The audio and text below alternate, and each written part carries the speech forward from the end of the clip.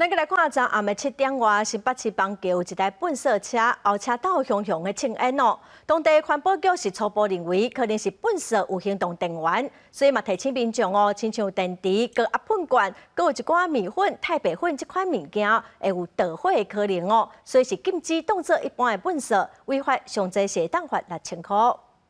你先来车上哦。一道对粪扫线伫路面，对粪扫车顶管当中红倒落来。消防员到场是一直抓水降温，唔敢放松警戒。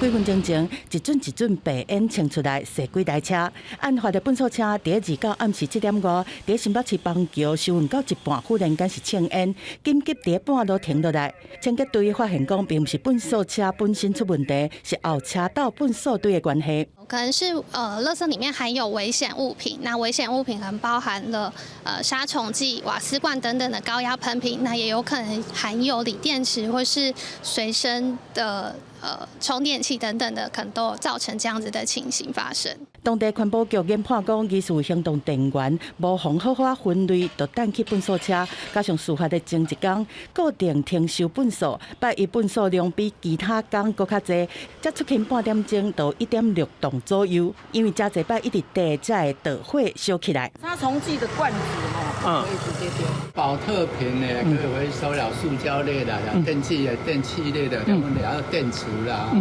这些都要整个分类很清楚的。其实实际去家访，真侪人拢清楚讲电池含高压的喷管禁止单粪扫车，就连米粉、太白粉含大量会当食的粉，嘛必须要回收来处理。